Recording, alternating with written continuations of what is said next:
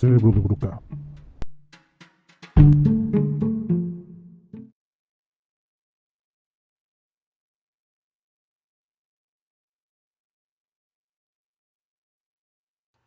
Hola, ¿qué tal? Buenos días, buenas tardes, buenas noches. Dependiendo del horario que nos escuchen, estamos muy contentos de transmitir el día de hoy el primer programa de Cerebro de Broca, que tiene que ver con la finalidad de platicar en un espacio de reflexión y divulgación de temas filosóficos, y como tal, también tenemos que hacer énfasis en científicos y culturales. Trabajaremos un poco de temas como cine, música, series, cómics y demás. Actividad, el día de hoy iniciaremos con un filósofo poco comprendido.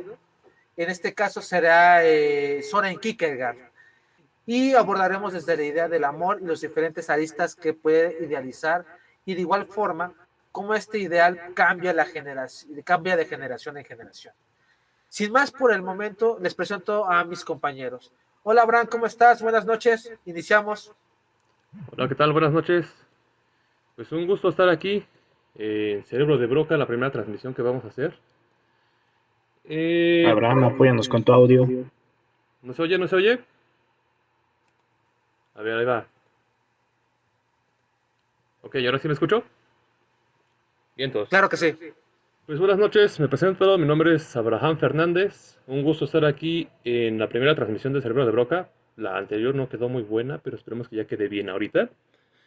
Pues nada, venimos a hablar principalmente de un libro que se llama El diario de un seductor, que a mí en lo particular me parece un libro bastante interesante, que tiene bastantes vértices en los que se puede abordar. Sin embargo, creo que el día de hoy vamos a apostarle un poquito más por la cuestión del amor, así que tratando un poquito de rescatar también la filosofía de Kierkegaard, que como saben, o sabemos, que es considerado el padre del existencialismo. Y pues nada, más que nada es eso, por lo menos de mi parte. Muchas gracias, Abraham. También tengo el gusto y el placer de presentar a un señor que es un amigo también de muchísimo tiempo. Señor Misael, buenas noches, ¿cómo estamos? ¿Qué tal? Hola, ¿qué tal, Pablo, Abraham? Buenas noches y a todos los que nos están escuchando a través de estos medios digitales. Para mí es un placer estar aquí con ustedes, platicar sobre este autor que en lo personal considero un descubrimiento a la hora de abordarlo.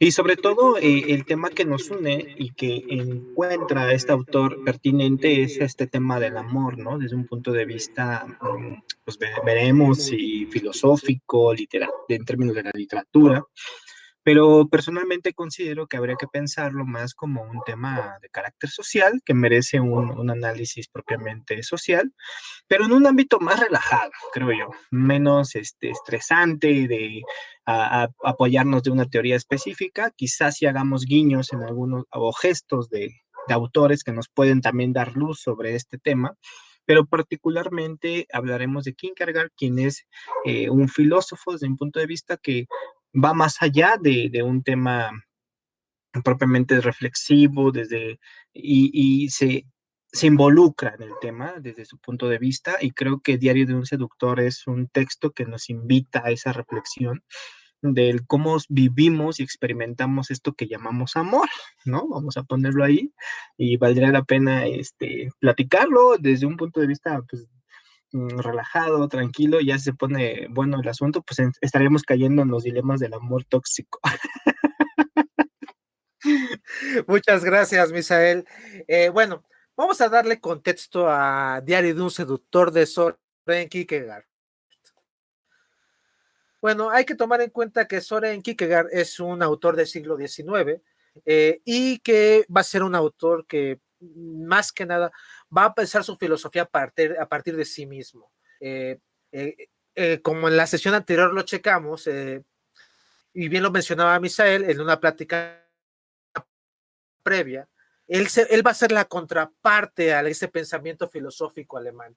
Él va a partir del pensamiento personal para poder hacer su filosofía. Y es bien interesante hablar de este libro, de Diario de un Seductor, porque va a ser semi-biográfico, sino que es completamente biográfico, porque Soren, en estos momentos de su vida, cuando saca este primer gran libro, que es el primer gran libro de Soren, va a reflejar un poco la relación que va a tener con Regina Olsen, que es esta mujer con la que tiene una relación y que él conoce entre 13 y 14 años, que va a acabar siendo su prometida, pero es muy interesante porque él la conoce y la va a contemplar durante 3 años. Va a ser un amor platónico en el sentido coloquial del asunto, y de alguna forma le hará una propuesta, porque él va a describir que le hace una propuesta a Regina. Regina se va a espantar y le va a decir que no, y de igual forma el papá de Regina intercederá y acabarán estando comprometidos. Posteriormente Soren romperá el compromiso mucho tiempo después, y iniciará las reflexiones filosóficas, y también hay que hacer la mención que es un autor muy, muy fácil de leer. No será un autor encriptado como Kant o como Hegel, que sabemos que son unos malditos genios, pero si no tenemos un lenguaje académico para poder entrar, será muy difícil poder acceder a él. Bueno, de entrada, Francisco, te cedo la palabra.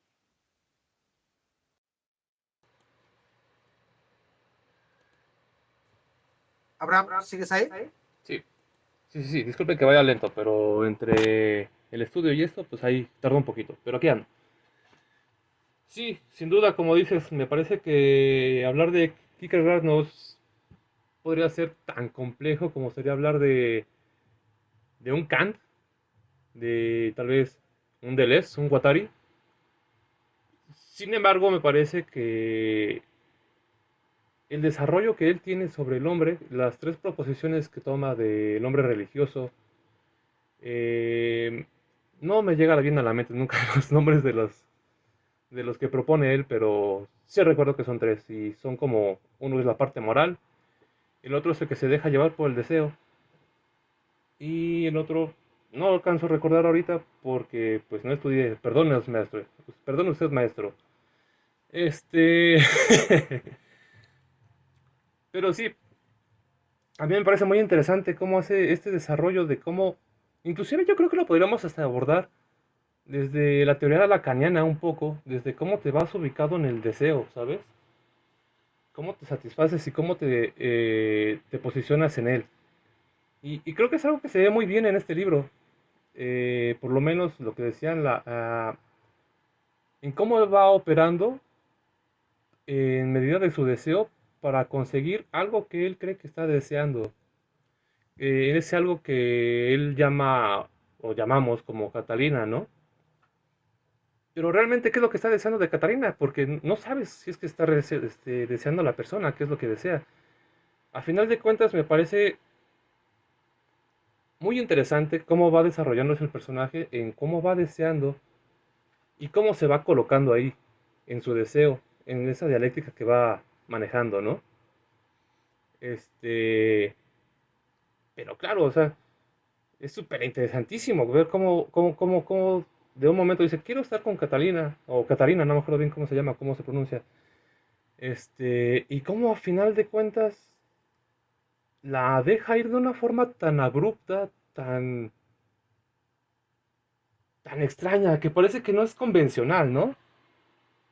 Entonces, a mí me gustaría hacer la participación por ahí y pues ver qué más vamos desarrollando, ¿no?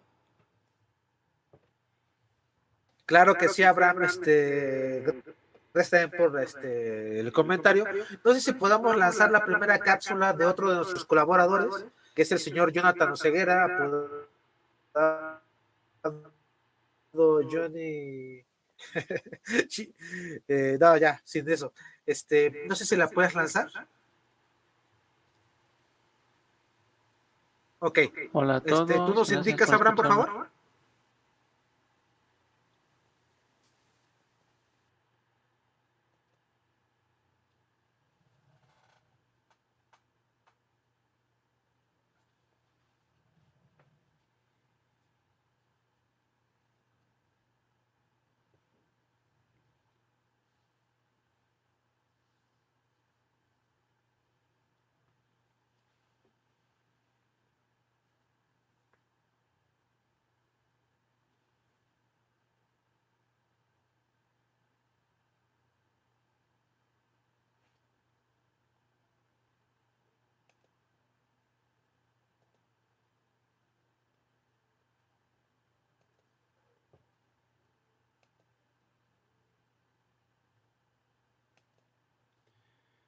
Bien, chicos, pues ahí estuvo la participación de Johnny, que desafortunadamente hoy no nos puede acompañar, o más o menos, porque ahí está en el recuadro azul que pueden ver.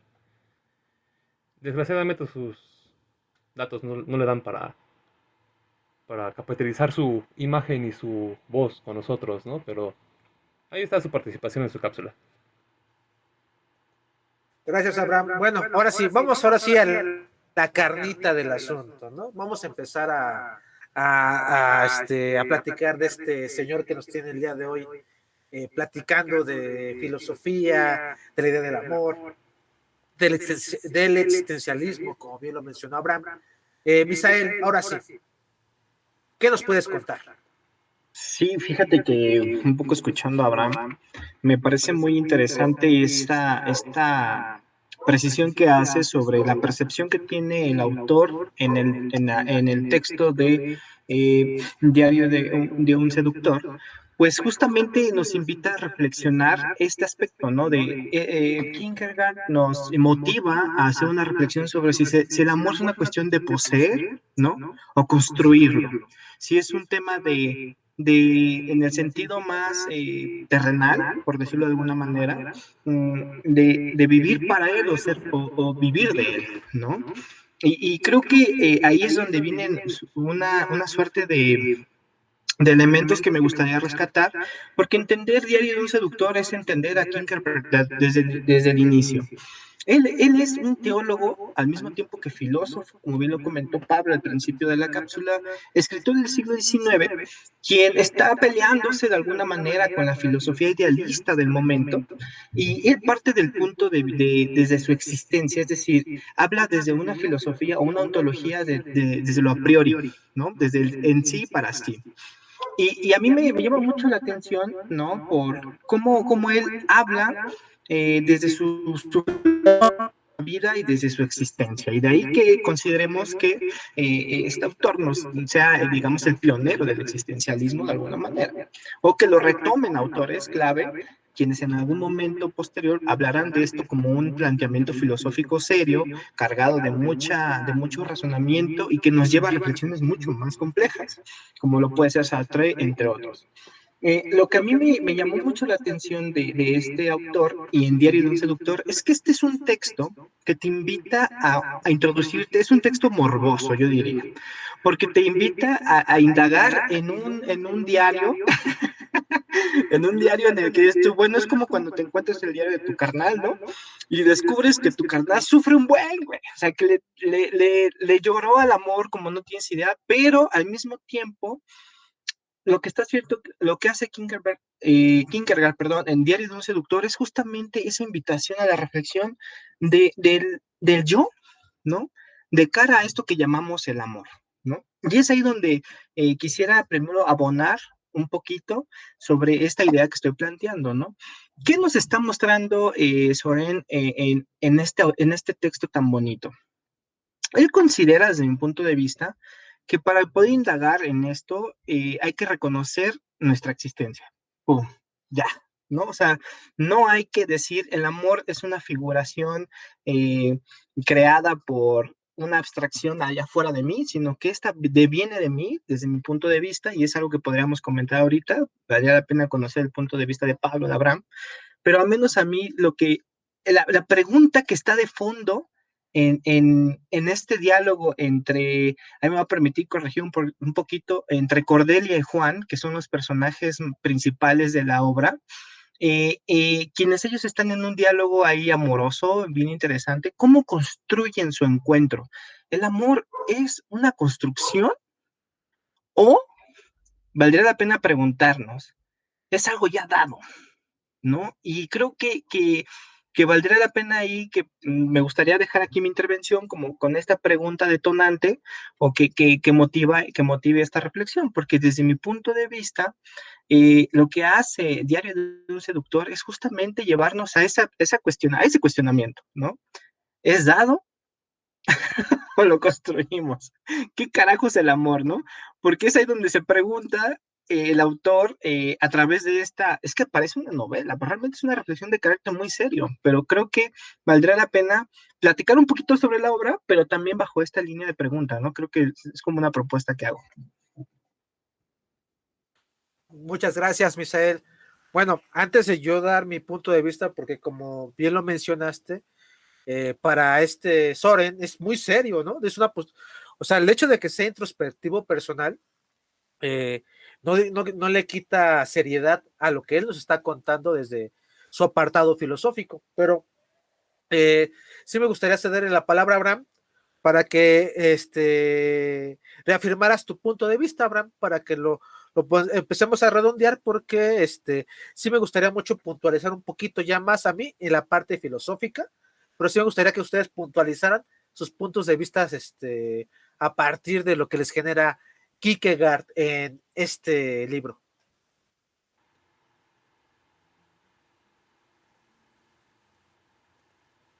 Ok, ok. Sí, de hecho me parece muy interesante la pregunta que lanza Misael, ¿no? ¿El amor se construye o se da? Y sí, me parece que es un planteamiento que se da en el mismo escrito de Diario de un Seductor, ¿no? Eh, Cuando vemos a Juan, me parece que se llama, ¿no? El principal. Vemos todas las acciones, toda la interlocución que tiene, cómo interactúa, cómo planea el encontrarse, no encontrarse con Cordelia, hablarle, no hablarle. ¿El amor lo construye él? ¿De dónde nace el interés también, no? Se fue construyendo, se dio nada más. Muchas veces yo creo que en esta sociedad muchos piensan en el clásico como el amor a primera vista, ¿no? Yo creo que no, sinceramente. Yo creo que cuando estás inmiscuido en la dialéctica del amor, vas construyendo desde algún punto, ¿no?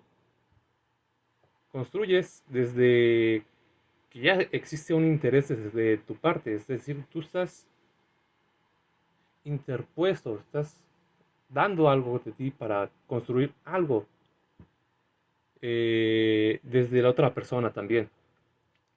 Entonces yo sí creo que el amor se va construyendo. El interés se va generando de parte de los dos. No es como que de repente dices, ah, Romeo, Romeo, qué bello te veo.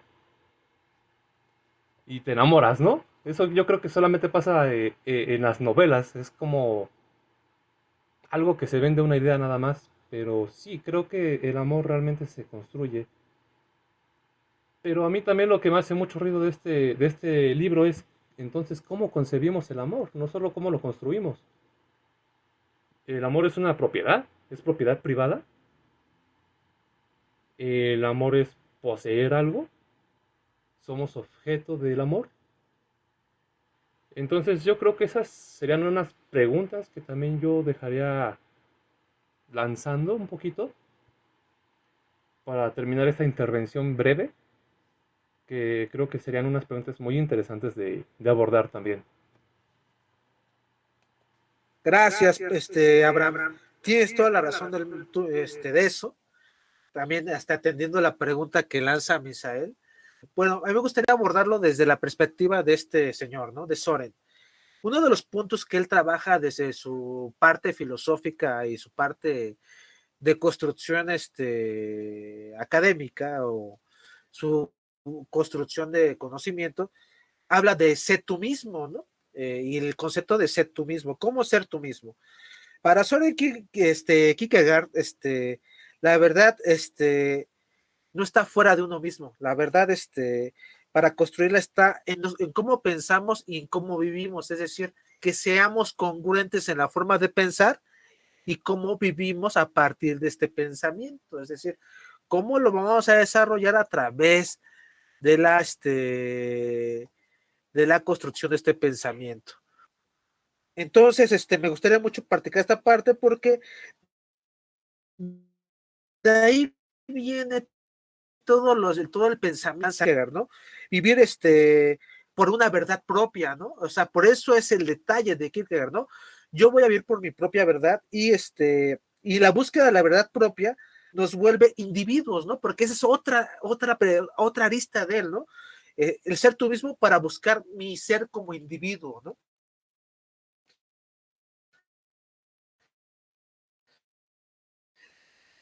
Otro de los puntos ¿cuál es el peligro más grande que considera Soren que existe en la vida? El peligro más grande que considera Soren que tenemos para la vida es literal la pérdida de lo individual. Es decir, cuando dejamos de ser esta persona, son una persona única y nos perdemos poco a poco. Es el detalle. Por ejemplo, si yo pierdo cabello, me voy dando cuenta en el espejo cómo poco a poco me estoy quedando calvo, ¿no? Pero nuestra individualidad poco a poco no nos vamos a dar cuenta, ¿no? La pérdida hasta que no nos demos cuenta cuando ya nos perdimos. Y como diría Soren en una de sus frases célebres sería, no somos más individuos, sino somos borregos, ¿no? Entonces, este sería el apartado que yo quería hablar, porque al final de cuentas, la construcción del amor tiene que ver con la construcción del individuo que soy. ¿Vale? Bueno, entonces, no sé qué quiera tomar la palabra. Ahora sí, entramos a abrir abiertamente, pero antes de iniciar, me gustaría que lanzáramos la otra capsulita de Jonathan, por favor, Abraham.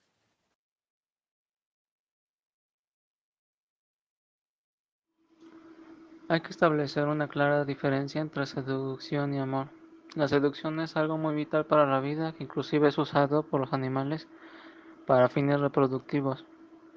Soren reconoce a dos tipos de seductores: el seductor común, que busca convencer a la mujer a través del compromiso, algo que dictan las costumbres de la convivencia social, mientras que el otro seductor que menciona el autor ofrece migajas de afecto y manipula a través del erotismo y la sexualidad.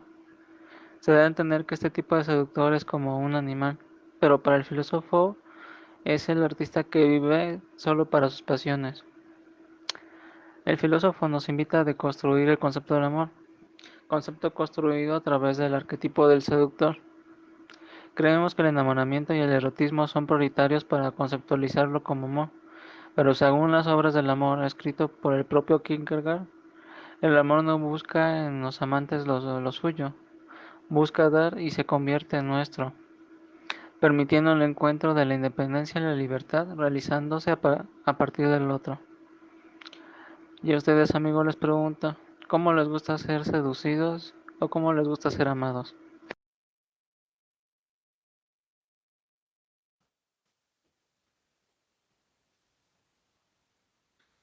De hecho, me gustó mucho el apartado de la cápsula cuando habla del erotismo, la sexualidad y la construcción del individuo, como bien lo menciona Jonathan. Bueno, les abro el micrófono, Misael, si gustas tomar, si quieres tú primero la palabra y después hacemos un diálogo de ping-pong.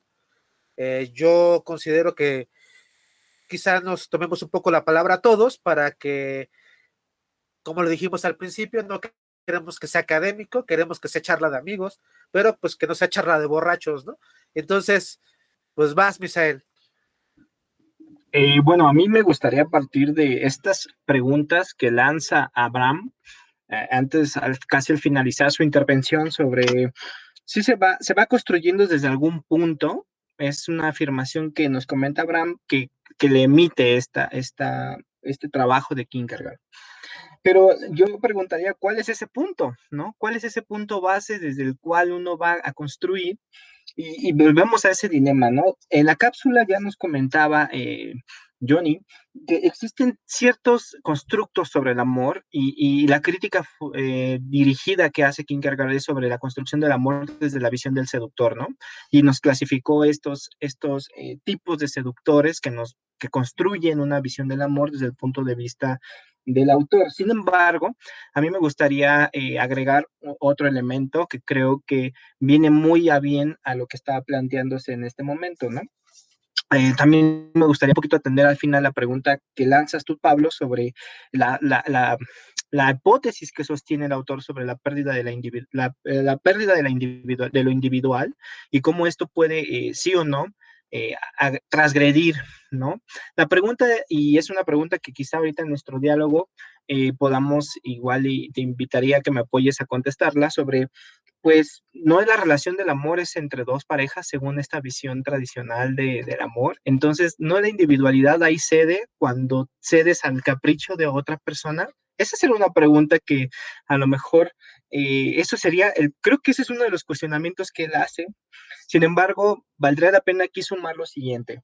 Eh, Al leer el libro Diario de un seductor, y intentaré ser muy sintético, me hizo un paralaje en términos de otra lectura que yo tengo ahí por ahí almacenada en este baúl de las ideas, sobre un texto que se llama Fragmentos de un discurso amoroso por Ronald Barthes, quien él sostiene justamente a la pregunta que emana este Abraham. Vamos construyendo desde algún punto, y claro, Abraham, pero el autor nos comenta que ese punto son las figuras que hacemos del amor. Y esas figuras que hacemos del amor devienen de este contexto cultural del cual Kierkegaard sí se encarga bastante bien cuando en uno de sus 3 estadios comenta el aspecto ético, ¿no? Es decir, él habla de los valores culturales que se construyen en una sociedad, y si nos preguntáramos, y si me permitieras a mí hacer una aproximación, digamos, discreta, como a manera de suerte de respuesta a lo que tú lanzas, este Ronald Barthes nos sugiere, por ejemplo, que el amor es un discurso que se construye desde figuras que tenemos ya preconcebidas, ¿no? Por ejemplo, voy a dar un ejemplo muy básico y con esto voy encerrando.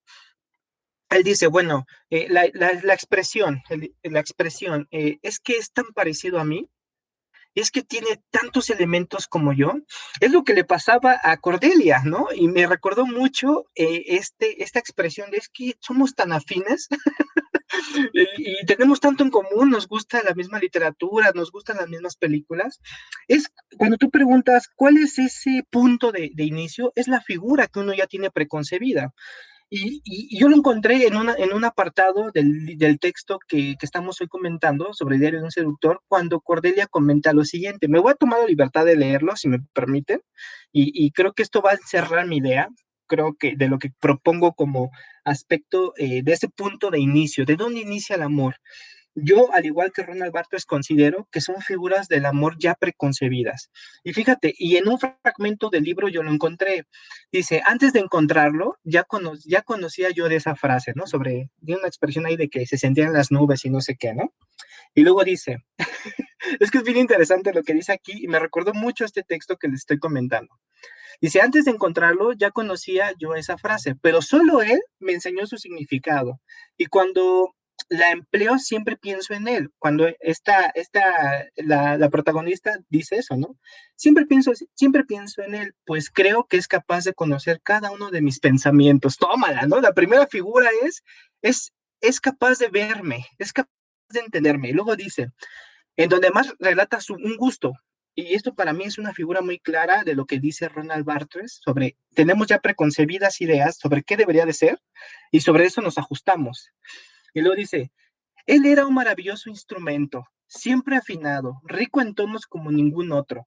Todos los sentimientos y estados de ánimo estaban fundidos en él, poseía fuerza y delicadeza. En el sentir, ningún pensamiento le resultaba demasiado elevado, ninguno excesivamente arriesgado. Y luego dice más adelante, con un indescriptible, aunque misterioso y bienaventurado sentido de angustia, escuchaba esa música que yo misma evocaba y que sin embargo no evoca. Fíjese, es algo bien interesante ahí, si hacemos un análisis de lo que está diciendo. Si una música con cuya dulce armonía él siempre sabía arrastrarme. Es que en este fragmento, algo que yo recordé, me vino mucho a la mente lo que proponía este autor Ronald Barthes en Fragmentos de un discurso amoroso, porque él nos comenta justamente eso, que la base de todo proceso amoroso, ese del ceder y aceptar, deviene de la figura que yo tengo ya preconcebida. Entonces, lo que él dice en este texto, a mí me pareció muy interesante porque refleja justamente ese apartado, y es ahí donde yo encuentro a un Kierkegaard bastante avanzado en su tiempo, porque él nos está dando una pista muy interesante sobre cómo hemos preconfigurado la figura del amor. Y en su propuesta de los 3 tipos de seductor, creo que es ahí donde se muestra claramente esta propuesta de Ronald Barthes, ¿no? Y es ahí donde me gustaría cerrar mi intervención. Pues, perfecto, te dejo, Abraham. Contéstale.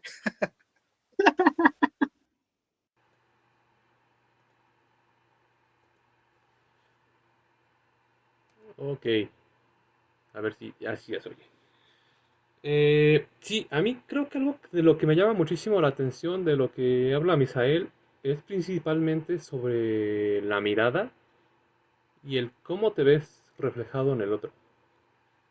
Yo aludo mucho a esto en sentido, bueno, me disculparán si hablo mucho de Lacan, pero es que es de lo que más he leído y de lo que más manejo, ¿no?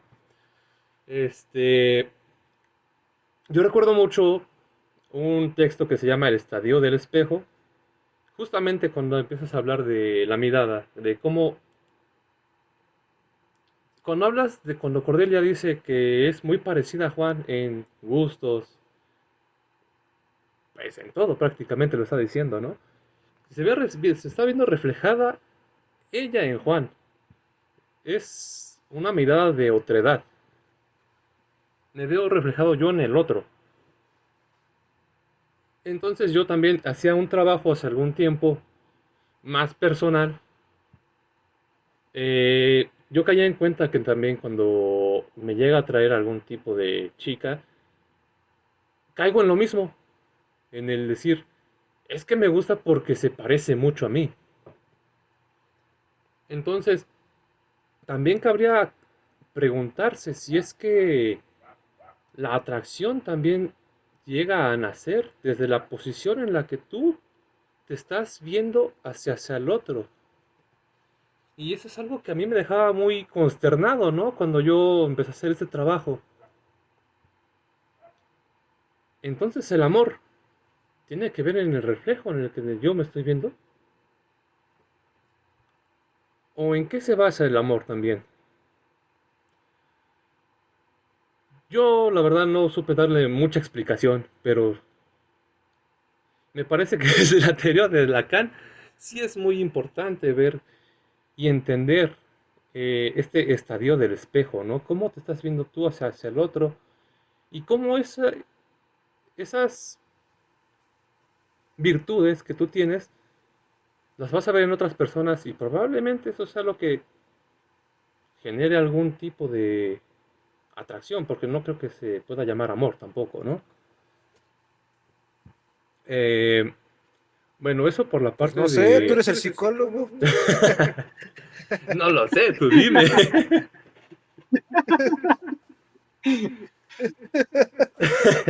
Si tú no sabes, ¿quién sabe?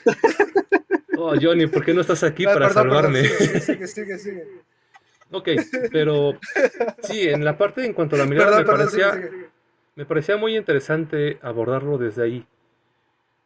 Y creo que hay muchos textos, no solamente este de Solen Kierkegaard, que pueden hablar de la mirada, ¿no? Desde una forma de pulsión, ya sea de vida o de muerte, Thanatos, Eros, como lo quieran llamar. Este, pero sí, indudablemente me parece muy interesante el punto de la mirada. Y ahorita se me olvidó un poquito más de lo del discurso que dices. Ah, sí, es verdad lo que decías sobre la sociedad. Claro, también hay que tener en cuenta eh, pues que la moral está hecha en parte por toda la sociedad, ¿no? El contrato social, que ya lo había hablado Rousseau antes. Entonces, también hay que ver por ahí que lo que valoramos como bueno, como malo hacia lo que vamos a valorar en una persona para tener una relación amorosa. La otra parte que sin duda me llama muchísimo la atención y me parece fenomenal, por lo menos en este libro de Solen Kierkegaard, es cuando cuestiona si es que tenemos que ver el amor como una posesión o como una libertad, ¿no? La libertad de otra persona también. Yo ahora sí, como citando, recuerdo mucho que Kierkegaard como que cierra esta parte del libro diciéndole a Cordelia que ojalá ella vaya y ame a otros como él la ama a ella. Y me parece fenomenal porque rompe con los tabús que tenemos sobre el amor, ¿no? No, solamente me tienes que amar a mí. No, tú eres mía. Y si no eres mía, no vas a ser de nadie, ¿no? Entonces me parece fenomenal, genial cómo rompe con esta idea. Y yo con eso quiero concluir la intervención desde ahorita. Y ya. Muy bien, muy bien, muy bien, muy bien, Abraham. Ya nos acaba de decir que es polígamo, ¿no?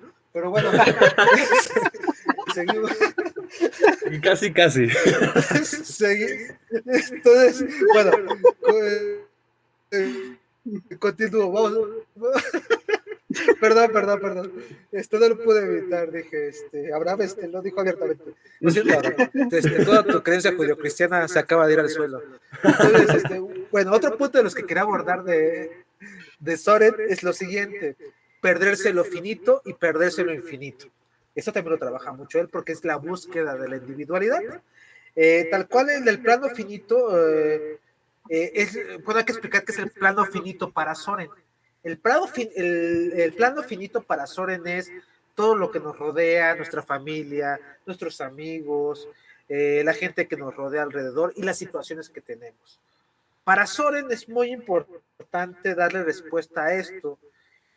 Y él dice que vivir en lo finito tiene que ver que es hacer lo que los demás esperan de nosotros. Es decir, sin que ello signifique que refleja nuestro modo de pensar. Es decir, la sociedad espera que, por ejemplo, hablando del amor y la construcción de pareja, pues que nos casemos a cierta edad, que seamos estables, que tengamos hijos, que nos reproduzcamos, es decir, pero no necesariamente tiene que ver con nuestros ideales, simplemente estamos alineándonos con los otros. Cuando tú hablas de la otredad, Abraham, es eso. Exacto. Tiene que ver con eso, ¿no? Y tenemos que, y es decir, concedemos en las creencias, en los consumos culturales, en las partes, en las ideas. Y el ejemplo que yo quiero darles es y lo reflexionaba porque fue algo que a mí me marcó mucho en mi vida, que fue la elección de la carrera universitaria. Lo que esperaba mi familia de mí, lo que yo quería, ¿no? Y eso me llevó a tomar una primera decisión errónea de llegar a la ingeniería industrial. Esa es otra forma de amor, en el lado de las ciencias sociales. Sí, es un amor fálico y ahí las ingenierías, ¿no? Entonces, caigo de la ingeniería y después regreso a las ciencias sociales, ¿no? Y ahora viene la otra parte que también me gustaría, antes de empezar a contestar las preguntas, creo que la quiero dejar ahí ya en la mesa para que partamos ahí, que es perderse lo infinito, que es ahí donde yo creo que todos la regamos como seres humanos y es lo que Soren nos dice siempre, ¿no?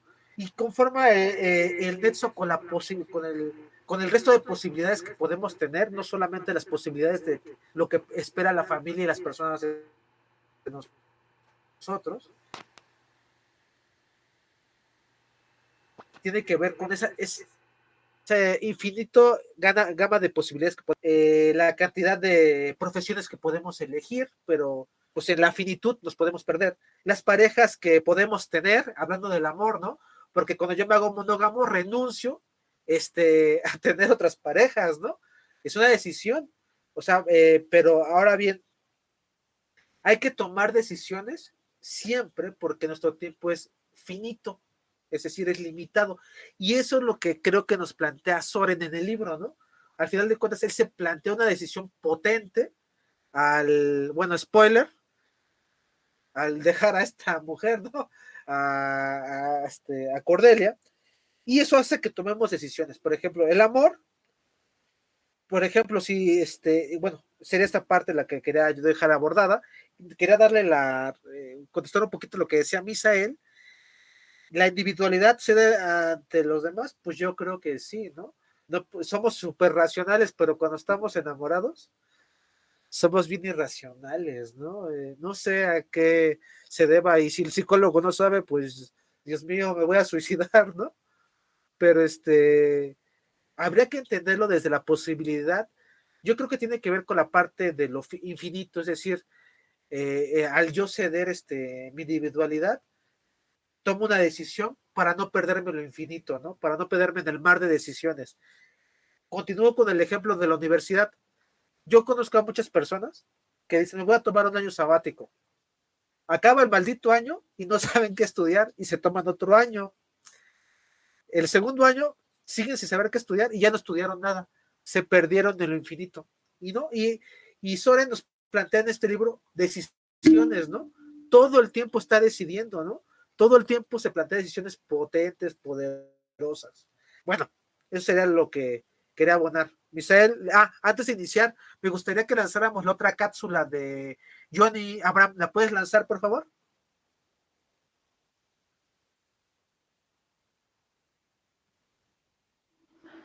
En nuestra contemporaneidad hay Abraham, una crisis en el ¿te concepto del perdiste lo amor. infinito? Se concibe el amor como un acto de predominio de la seducción y poseer al otro con egoísmo y perversión. También Ok, se espera la entrega del otro, pero viviendo con temor a la entrega. El compromiso se encuentra en el punto de desaparecer en la memoria colectiva de la sociedad, por temor a la angustia y al sufrimiento que creemos es provocado por el otro, sin darnos cuenta que es provocado por no asumir la responsabilidad de nuestra elección o de nuestra no elección. En esta contemporaneidad permitimos a los seductores atacarnos como depredadores y entregamos nuestra voluntad solo para recibir un afecto insuficiente que ni siquiera creemos ser merecedores. Por tanto, invito en este espacio a debatir sobre todo con toda libertad para encontrar una síntesis ante esta crisis que vivimos en esta modernidad tan conflictiva.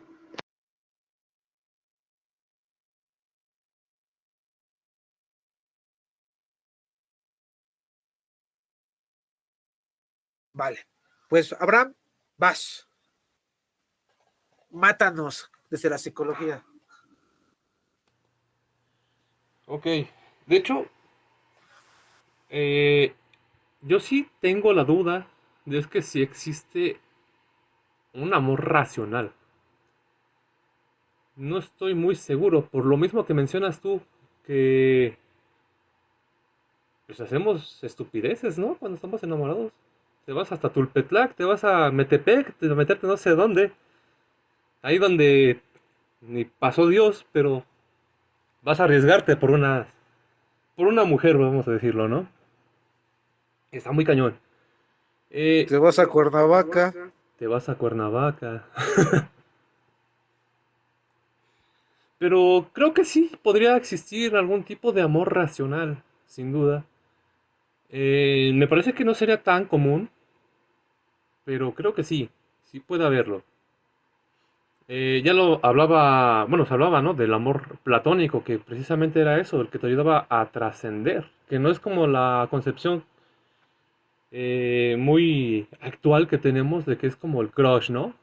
No, el amor platónico no tiene nada que ver con los crush, más bien tendría que ver con aquel que te ayude a superar intelectualmente, eh, personalmente, de muchas otras virtudes que puedas tener, ¿no? Entonces yo creo que el amor racional podría existir solamente cuando se esté hablando de un amor platónico, que sin duda se puede hacer, pero yo creo que por lo mismo, la misma actualidad, la misma hipermodernidad y todo esto, se podría ser un poco más complicado, ¿no? Estamos tan inmersos en eso, en una hipermodernidad, ¿no? O sea, el consumir, producir, estamos en un momento que avanzamos tan rápido que realmente muchas veces no da tiempo de nada. Y es precisamente de lo que hablaba, ¿no? El libro de Hugo Chan, no me acuerdo cómo se llama este señor, pronuncio muy mal el japonés, pero De hecho, es coreano, anda, queridísimo sí, Abraham. coreano, coreano. Eh, Takataka, güey, a fin de cuentas. Es- Racista. Sí, lo que decía, ¿no? La sociedad del cansancio, que también sería una otra lectura muy interesante también, pero creo que el día de hoy no me voy a ir por ahí por lo menos. Este, Vale. Yo creo que lo dejaría un poquito ahí, en esa cuestión de si sí podría existirse el amor racional, no podría existir. Y pues a ver, no sé qué opinen también ustedes. Ya después retomaré un poquito sobre lo de la individualidad, pero ahorita quiero como puntuar en esta parte.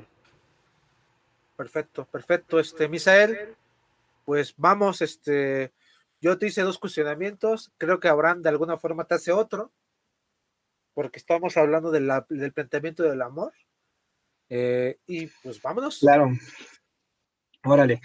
Pues fíjate que un poco intentando atender esto, lo estoy escuchando detenidamente, creo que es una charla que nos está motivando. Yo lo decía hace un momento, o creo que no lo comenté bien aquí, pero abre muchas ventanas, ¿no? Abre muchas ventanas a justamente a introducir reflexiones que nos pueden llevar justamente a esto que estamos intentando traducir a través de la voz de un autor como lo es Kierkegaard, ¿no? Sin embargo, estas preguntas que me gustaría empezar por esta última que avienta Abraham, sobre si existe un amor racional, yo creo que sí. Yo creo que sí existe un amor racional si estamos dentro de un discurso como los que el propio autor Kierkegaard, desde su punto de vista filosófico, detona, ¿no? Cuando él habla de los estadios del ser, él comenta tres muy importantes desde un punto de vista filosófico, que es el ético. Yo creo que si hablamos del amor desde ese punto de vista ético, sí tendríamos que hablar de un deber ser, que tiene que ser racional, que debe de ajustarse a un sistema de valores culturales, y este sistema de valores le va a dar sentido racional a esa forma de amor, ¿no? El matrimonio, estas visiones tradicionales de lo que consuma o el resultado del amor sería, en todo caso, el resultado, pues el matrimonio, ¿no? Digamos que esa sería la perspectiva ética que permitiría una racionalización sobre el amor. Pero también podemos pensar desde un punto de vista estético, ¿no? Que nada más se deja llevar por la representación estética del sujeto. Por eso te vas a Cuernavaca, bro. Por eso te vas a no sé dónde, Pablo, ¿no? Porque el interés sobre esa estructura eh, o esa representación estética, porque parecería que parte de ahí, ¿no? Parecería que va por ahí. Pero yo creo que en realidad lo que no es que se renuncie a una individualidad, sino se cede. Se cede es una suerte de acuerdo, pero en ese acuerdo sí se tiene que negar mi yo. Me tengo que negar porque quizá en esa negación está implícita la aceptación de la otra persona, vista como alteridad. Y eso es lo que quiero indagar ahí. No es que estemos haciendo una apología, yo creo que somos nosotros tres, somos víctimas de un contexto como lo fue Kierkegaard, ¿no? Él estaba atormentado por su contexto familiar, él tenía un peso súper fuerte en el ámbito religioso, él era una suerte de personaje, Moral. aparte de que moral, totalmente moral. De hecho, él renuncia a su posible romance porque justamente no se asumía estético, ¿no? Pues porque de alguna manera decía él que su apariencia no respondía a su capacidad, y es que eso es un hecho, o sea, también hay que ponerlo de pronto ahí, ¿no? Eso también entra en el juego del amor, en este diálogo de encontrarse con otra persona, si yo me siento suficiente o no, y es ahí donde empiezan los problemas del ceder o ser sometido, pienso yo. Renuncias a tus facultades y a tu identidad personal para poder ser acreedora de esa aceptación de este otro llamado, no sé, mi novio, el de, no sé, de la Condechi, donde sea, es justamente ahí donde empiezan los problemas del dilema, ¿no? Del dilema del amor, creo, y es una postura que yo considero valdría la pena reflexionar ahorita, más que una renuncia a la individualidad, es ceder tu individualidad, es ceder tu voluntad para justamente apropiarse. Y es ahí en donde yo creo que lo que nos comentaba Johnny en las cápsulas, entra el juego ese seductor, ¿no? Te permites que ese seductor te atrape, te lleve, te conduzca, pero el problema ahí es que, como diría mi abuelita, después de que vives 3 días con él, ya valiste queso, porque te diste cuenta que todo ese proceso de seducción se irrumpe cuando realmente encuentras al yo que está ahí y real, ¿no? Esa persona esa persona que no se muestra justamente porque asume un papel de seducción. Entonces, ahí valdría la pena considerarlo. Por otro lado, creo que, y es aquí donde a mí me gustaría poner otro puntito en la mesa, que es, vale la pena decir que el amor lo tenemos que pensar desde un punto de vista tradicional, es decir, estas relaciones heteros. ¿Aplicaría estos mismos dilemas en las relaciones homosexuales, por ejemplo? ¿Existe esa suerte de dominación, de cortejo en estas nuevas expresiones de la sexualidad interpersonales en términos del amor? Y otra cosa más interesante, ¿no? ¿Cuál es el fruto? Porque el fruto tradicional del amor era la conciliación de una familia, ¿no? Digámoslo de alguna manera, la motivación social. Porque un poco Abraham preguntaba, bueno, el amor, ¿qué pex, no? Así, ¿qué pedo ahí con el amor, no? El amor, digamos, si hacemos un lado la cuestión propiamente de nuestra naturaleza, yo me resisto a creer, de verdad, me resisto a creer que yo me enamore porque mi pinche cerebro dijo algo ahí en mi cabeza que fue una sustancia química y se acabó, ¿no? Que yo sea el estímulo de un químico, ¿no? Y que mi relación interpersonal resulte ser solamente la estimulación de un químico. O sea, esas otras explicaciones sobre el amor que no hemos tocado, pero que también están ahí.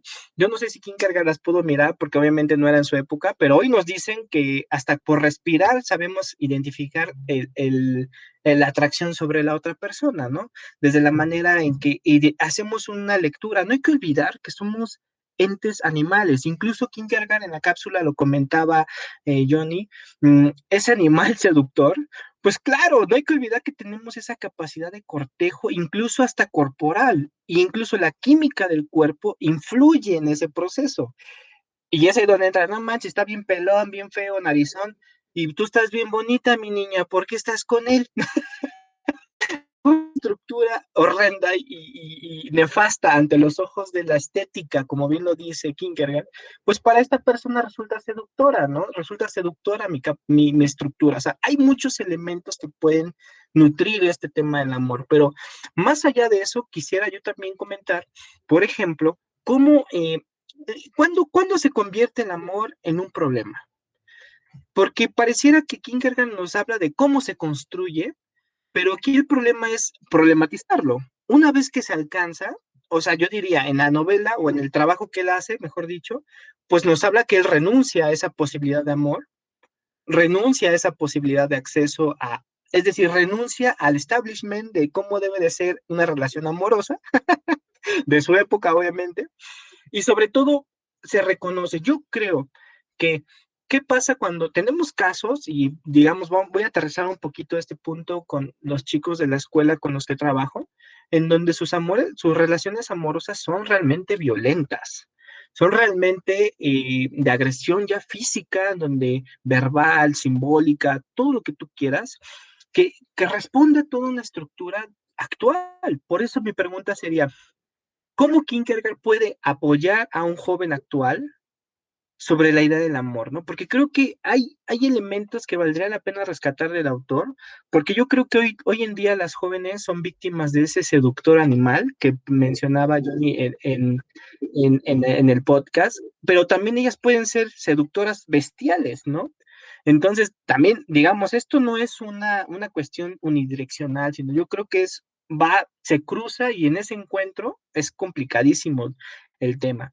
Pero a manera de luz, creo yo, que yo pondría aquí en la mesa lo que plantea muy bien como una ruta de opción sobre qué pasa cuando el amor se convierte en un calvario, ¿no? Cuando sí quiero ceder, pero ya cedí mucho, etcétera.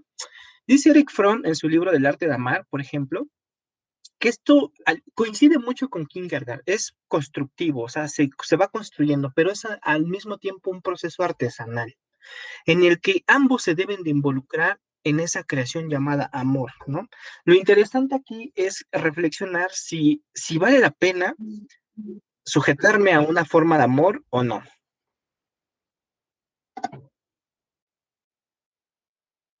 Pues dejaste como 20,000 preguntas, queridísimo amigo. Entonces, bueno, para irle dando ya vamos a ir englobando ya esta parte, para no alargarnos tanto y para irnos centrando, sí me gustaría como hacer como algunas reflexiones y ir direccionando los temas, ¿no? Por ejemplo, Abraham, parte de lo que comentaba Misael, pues te lo cuestiono a ti, ¿no? Un cuestionamiento que él hace ahí, ¿no? De la parte del animal seductor y yo creo que somos más animales que seductores. Eh, este, por eso el amor nos llega a ir así tan feo, pero Por eso nuestra soledad. Somos el pues claro ejemplo de... Misael, por eso Misael acabó viendo la diversidad sexual, ¿no? Al sentirse solo, buscó opciones. Pero es necesario, pues. Ya en serio, sí hay que atender este apartado. Antes que eso sí quería como atender atender este sentido, y sí te quiero hacer unos cuestionamientos, Abraham, y unos cuestionamientos a ti, Misael, a partir de los discursos que ustedes hacen. Por ejemplo, Abraham planteabas perfectamente pues las preguntas desde la postura lacaniana, pero yo sigo en la situación del individuo, ¿no? O sea, cedemos en la parte individual para el colectivo, cedemos en la parte individual para no estar solos. ¿Por qué cedemos nuestra individualidad, no? Y el otro cuestionamiento que hago así sería, pues lo más racional sería decidir irracionalmente, ¿no? Es el planteamiento de Soren, ¿no? Lo más racional para la vida feliz sería decidir irracionalmente. Sigo con el ejemplo de las escuelas, ¿no? En las escuelas te dicen, a ver, pues estudia algo que te deje billete y que te medio haga feliz, ¿no? Sé contador, licenciado, administrador, arquitecto, ingeniero. Pero no me va a hacer feliz, y quizás lo que me va a hacer feliz es estudiar psicología o estudiar antropología, o que nos moramos de hambre, ¿no? Pero vamos a ser felices. Pero nos estamos muriéndonos con la misma, ¿no? Entonces, a eso me refiero, Abraham. A ver, para ti va la bola de fuego. Ok. Sí, sin duda, lo que dices de ceder al otro es algo de lo que Lacan ya habla, ¿no? Cuando habla del gran otro. Y habla sobre la estructura que él habla es sobre la del fantasma. Sin duda lo que Lacan viene abordando en su trabajo me parece que se centra mucho en cómo nosotros operamos hacia el otro. Para eso hay que entender bien que también es el otro, ¿no? El otro es el gran otro, el otro con O mayúscula, sería aquel que está de cierta manera inmiscuyendo su deseo en nosotros. Y muchas veces vivimos con la idea de que ese es deseo de nosotros, ¿no? Ya lo decías tú, o sea, no sé, alguien que diga, quiero estudiar para medicina, pero realmente, ¿qué tanto es tu deseo estudiar medicina? Si toda tu familia te lo ha venido diciendo año tras año, quiero que estudies medicina, que seas medicina, es que tu papá es doctor, y tú vas a ser doctor, y tu abuelo es doctor. Entonces parece más bien que ese deseo que tú tienes por ser doctor se enmarca más o se encasilla más por el deseo del otro, ¿no? Del gran otro. Y eso se vendría convirtiendo en un nombre del padre.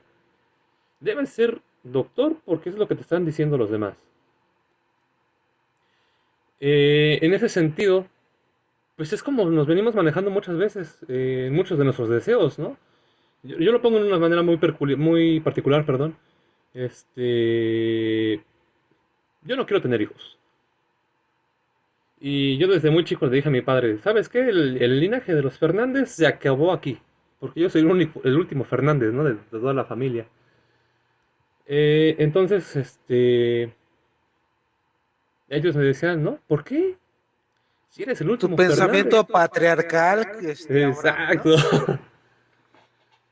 Entonces, sí, me decían, tienes que tener hijos, eres el último Fernández, y bla, bla, bla, wiri, wiri, ¿no? Llega un punto en el que yo me lo creo. Y digo, claro, voy a tener hijos porque soy el último Fernández. ¿Y cómo se va a acabar el linaje aquí, no? Y me creo que es mi deseo, cuando realmente no es el mío. Es el deseo del otro, del gran otro. Entonces, probablemente esto del amor tenga mucho que ver también con esto de la dialéctica del otro, ¿no? El hecho de estar en monogamia, eh, parejas heterosexuales, que son ideas que nos han implementado desde siempre. Entonces, me parece muy buena la propuesta que se está haciendo últimamente, ¿no? Ya de no ver como tantas estas relaciones convencionales, romper paradigmas, pero también sería bueno cuestionarse qué tanto es realmente el deseo de uno o del otro. Indiscutiblemente siempre va a haber el deseo del otro en un sujeto, que va a estar influenciando de alguna manera, ya sea en lo colectivo o sea en lo individual. Yo creo que aquí lo importante sería trabajar en el deseo del otro para el bien del individuo, ¿no? No recuerdo bien la cita que hace Lacan, pero da alusión a este trabajo que tiene que tener uno como individuo de hacer conscientes dónde está el deseo del otro, dónde está circundando nuestro deseo y de ese deseo qué es lo que vamos a producir para favor nuestro, eso es. Entonces, yo creo que con esta intervención dejaría un poquito ahí ese trabajo, por si Misael quisiera abordar algo un poquito más. Yo de mientras la dejo ahí. Va. Vale, vale, vale, vale. Gracias, Abraham. Misael, ¿existe el amor? Ahí va caminando el cabrón. No, fíjate que a mí lo que me llama mucho la atención de esto que está reflexionando Abraham, por supuesto muy lacaniano, es justamente cómo se encuentra con Nietzsche en su definición de amor, ¿no? Y es bien interesante, me voy a tomar la libertad de leerles para que, como una suerte de nutrición, ¿no? Hay hay una verdad, y eso no hay que negar. No importa la figura o la representación del amor que queramos determinar, si en una relación hetero, bi, multi, etcétera, lo cierto es que responde a una suerte de ley, que es, tiene un inicio, tiene un clímax y posiblemente un fin. Y eso no está condicionado por qué tanto te comprometas o no, sino simplemente porque tu propia existencia, como diría nuestro autor, motivo de esta plática, ¿no? Pues te va a determinar, porque eres finito, no eres infinito. ¿Qué dice Nietzsche sobre este punto? Dice, y me recordó mucho ahorita que hablas del otro con O mayúscula, Abraham, este pequeño fragmento lo estaba buscando mientras tú estabas disertando, creo que es muy interesante, porque creo que justamente responde o eh, con, condensa la intención de este diálogo. Dice, hay dos afirmaciones del amor. En primer lugar, cuando el enamorado encuentra al otro, hay afirmación inmediata psicológicamente, digamos que es una suerte de deslumbramiento, entusiasmo, exaltación, proyección loca de un futuro pleno. Soy devorado por el deseo, por el impulso de ser feliz.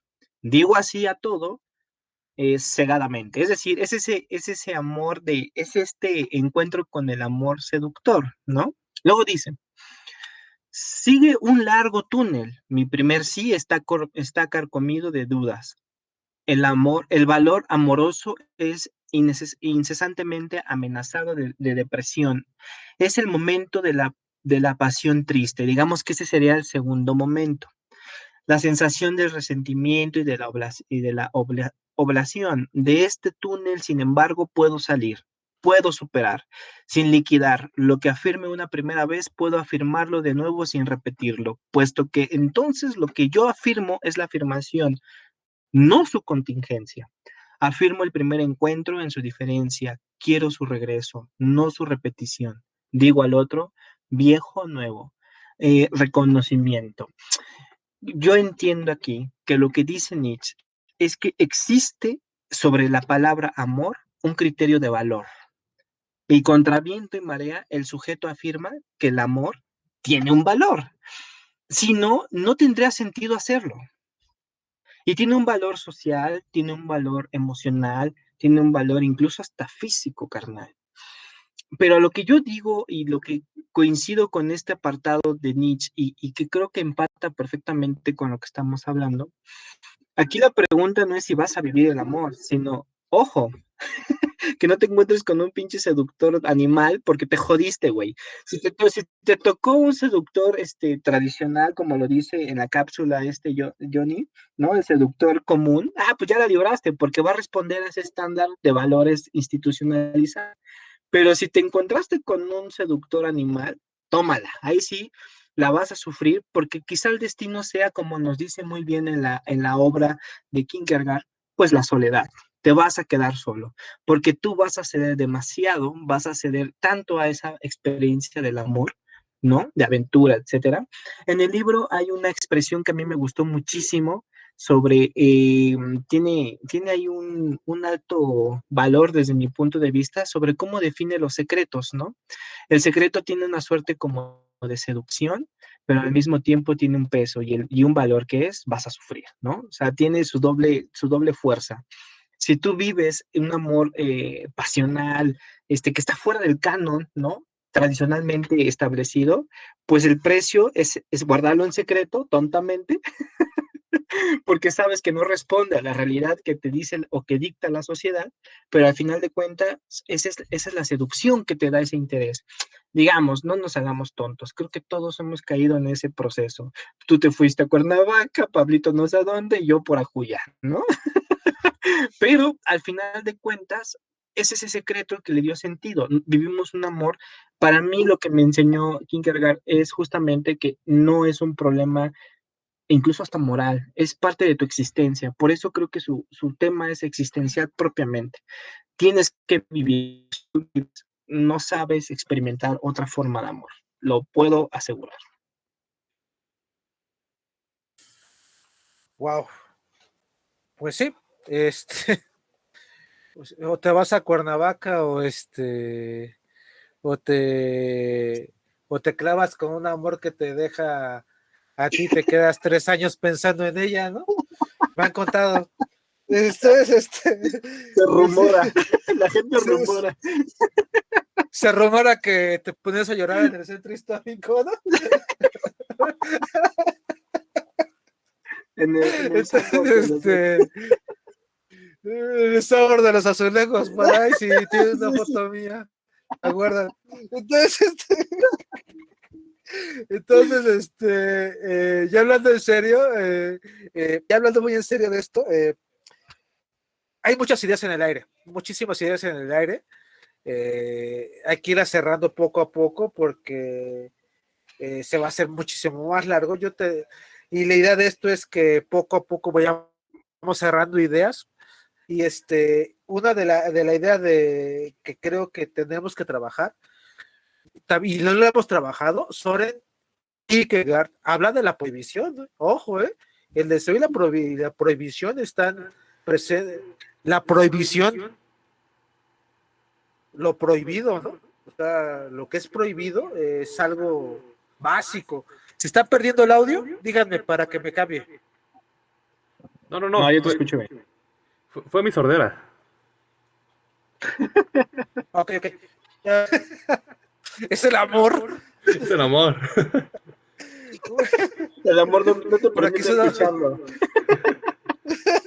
No quiero escuchar es la verdad, angustia. Como es que es la angustia, estamos angustiados. Sería. Tendríamos que. Es que iba a hablar de la angustia precisamente porque este sujeto habla de la angustia, ¿no? Este sujeto, sus planteamientos parten de que de verdad siente una angustia muy honesta, ¿no? En el planteamiento que hace, porque no es banal en el sentido cuando decide que esta señorita tiene que romper el compromiso, ¿no? O sea, no es banal lo que está haciendo él. Es de verdad una angustia en la toma de decisiones, ¿no? Y yo creo que es ahí donde debemos abordar un poco más, pero sin tener el monopolio del micrófono, solamente me gustaría abordar lo siguiente. La construcción del amor creo que tiene que ver también mucho tiene que ver con la cultura en la que crecemos, en la época que crecemos, los valores morales con los que crecemos. Creo que últimamente se ha sobrevalorado el hecho de que pensamos que las diversidades sexuales nacieron con esta generación, pero es una total falacia. O sea, nada más regresamos al siglo pasado con los hippies. Los hippies vivían en una liberación sexual completamente amplia, pero lo que yo siento es que la generación actual, y aquí voy a marcar mi edad, pues no tiene sentido en ese sentido, está como muy vacía, ¿no? Entonces, es la parte que me gustaría que abordáramos. Por ejemplo, Abraham, tú estabas planteándote desde Lacan y desde el sujeto con mayúsculas esta parte, pero me gustaría que fueras cerrando el tema y fueras dándonos tus impresiones finales de esto para que no se extienda tanto este podcast.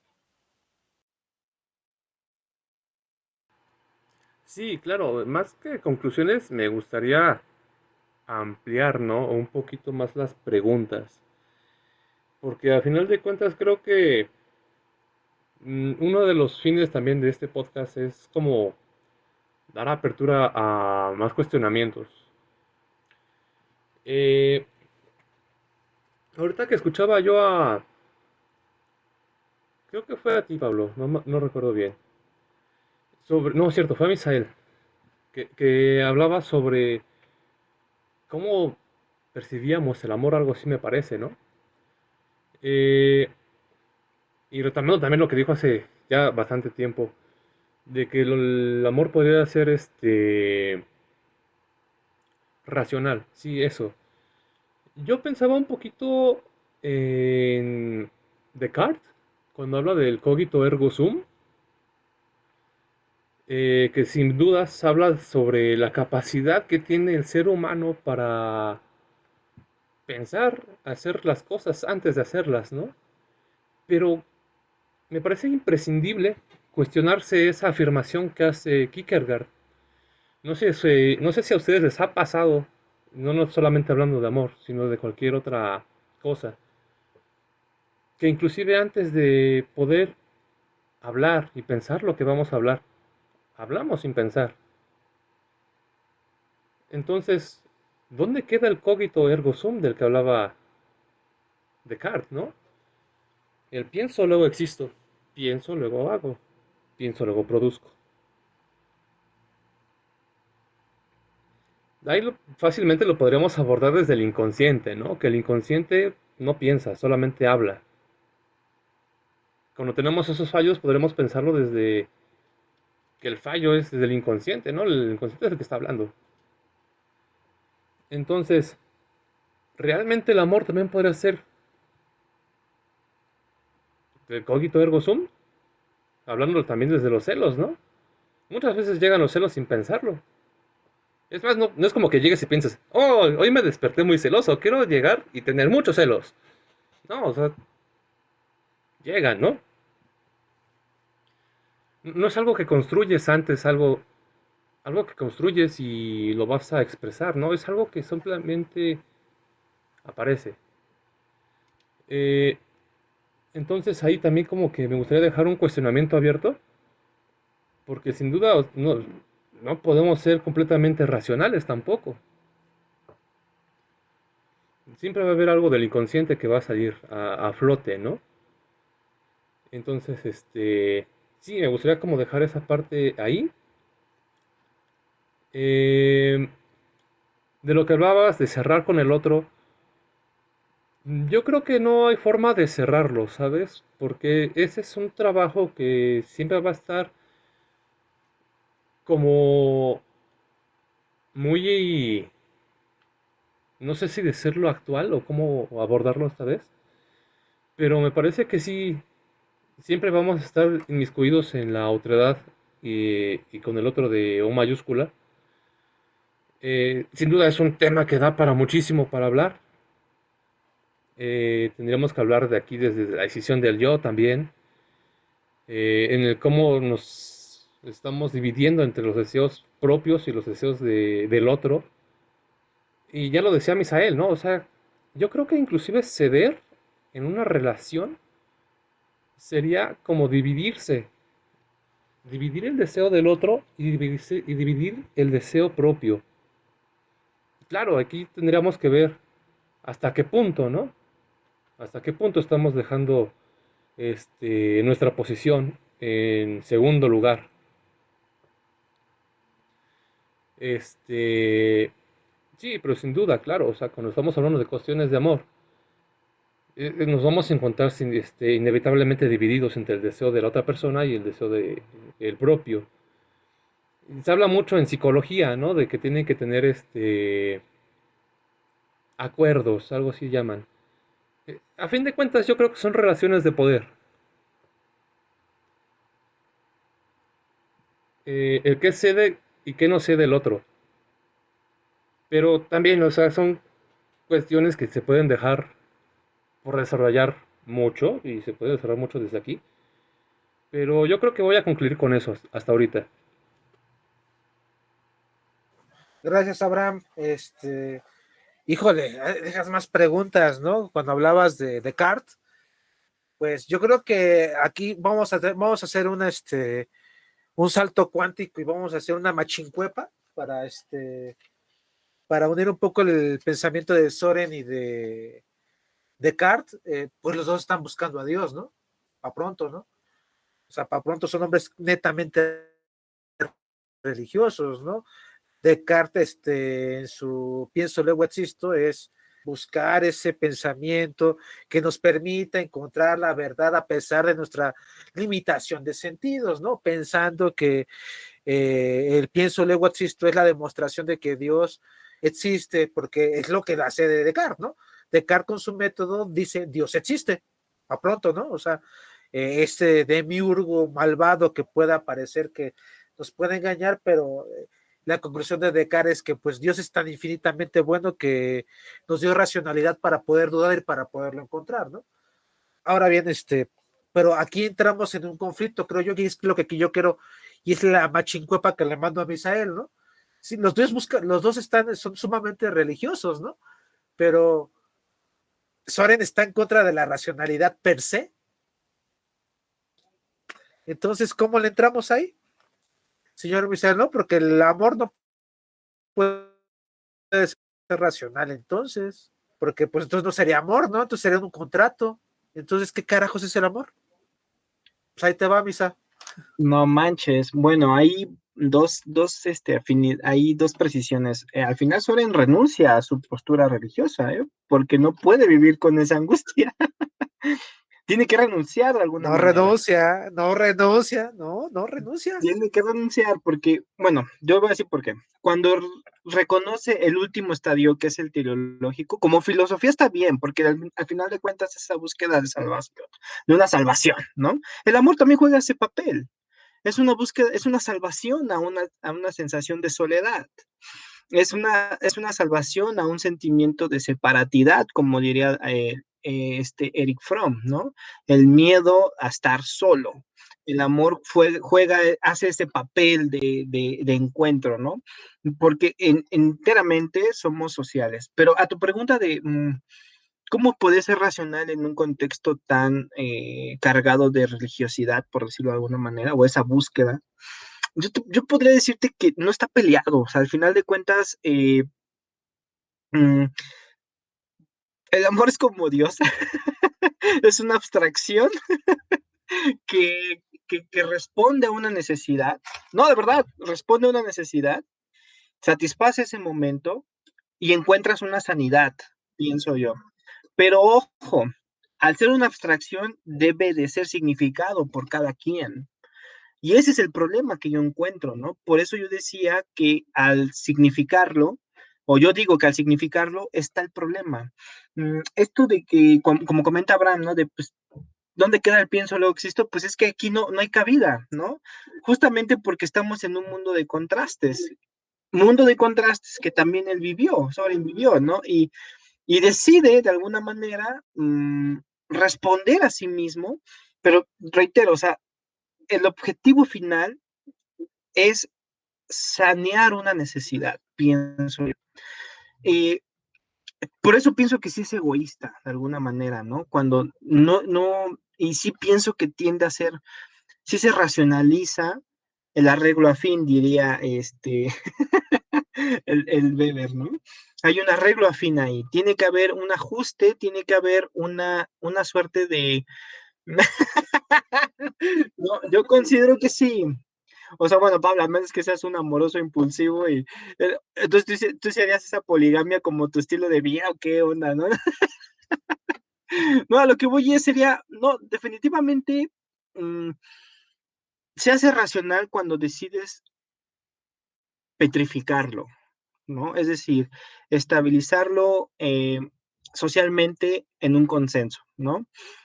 Es decir, esta efervescencia que se vive en el proceso amoroso, por eso, al igual que Nietzsche, yo coincidía en decir, tiene sus etapas, ¿no? Tiene una etapa de ceder, que es la que comentabas, Abraham, ¿no? Donde sí renuncias a ti, tienes que renunciar. O sea, y esto lo vamos a poner así, en un ejemplo muy claro. Eh, ¿Qué quieres ver? ¿Godzilla versus Kong, no? O no, de verdad, Sin albures, por favor. no, o sea, ¿qué quieres ver? ¿Godzilla versus Kong? O tomar un café, ¿no? Y a lo mejor tu interés inicial es en que esté contigo y a ella ¿No le prefieren ver gusta gancitos?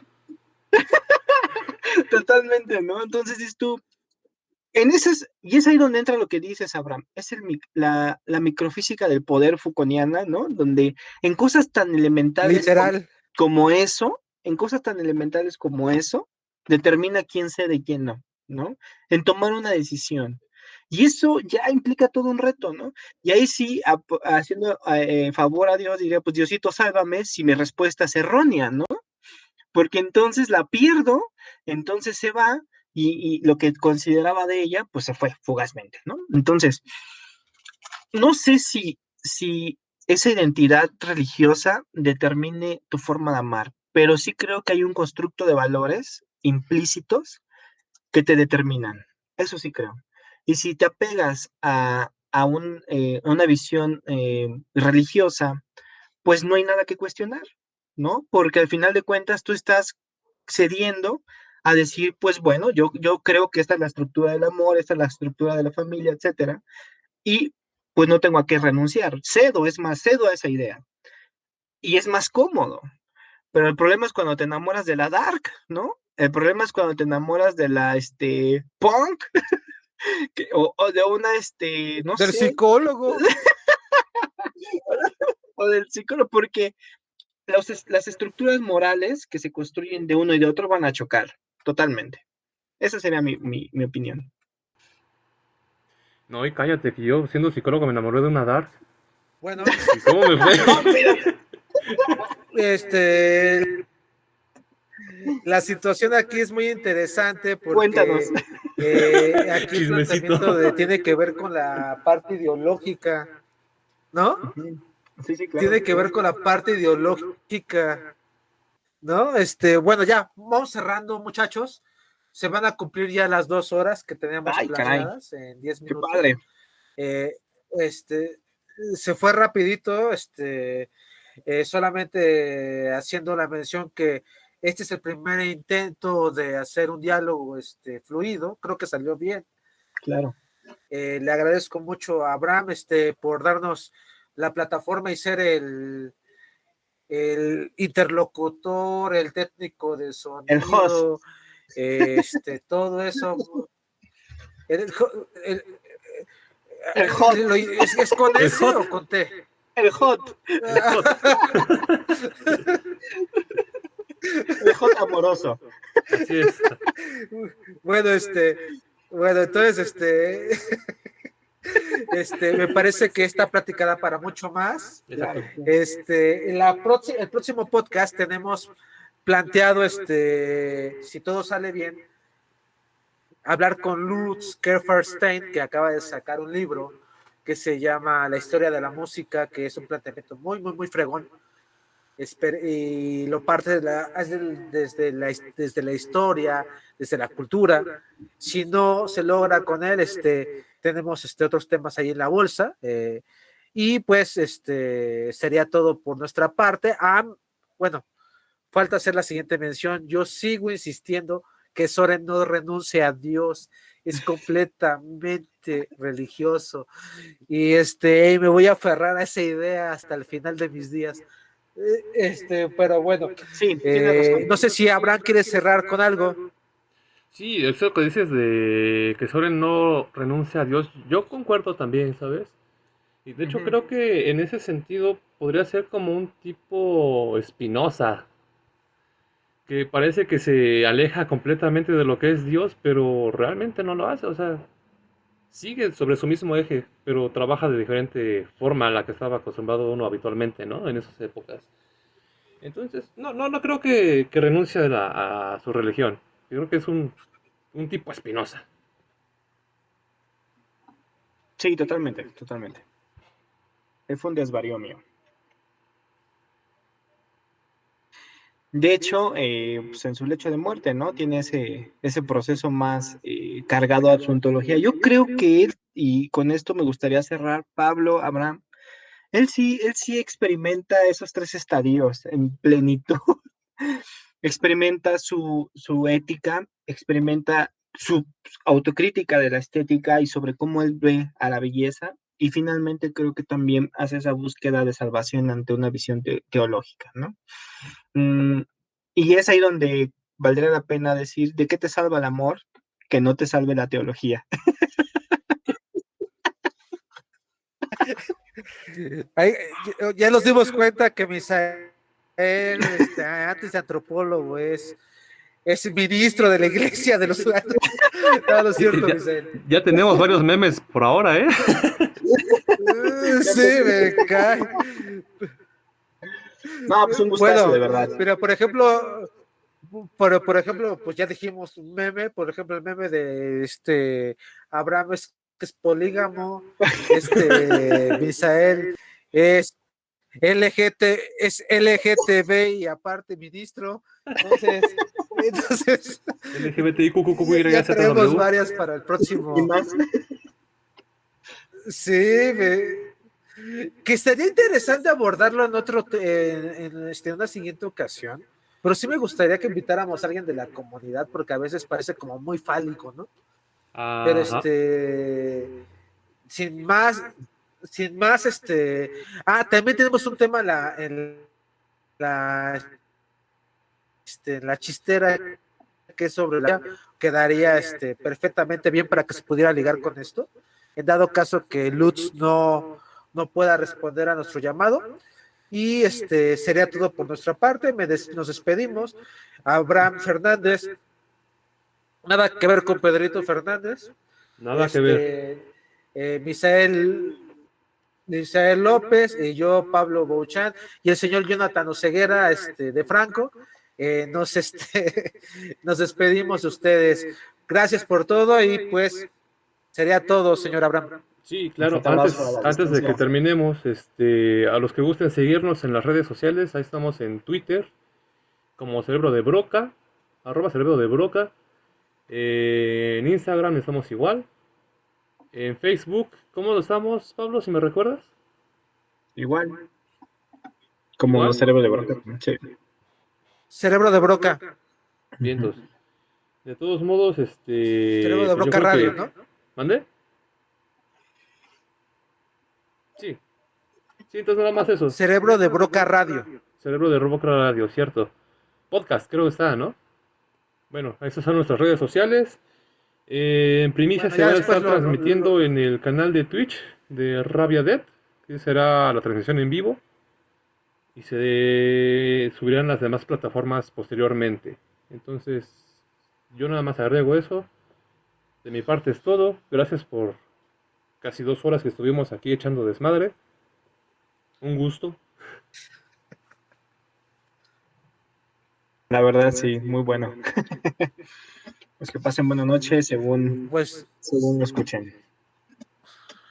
Igualmente buenas buenos noches. días o hagan. Hasta luego. Cuídense mucho.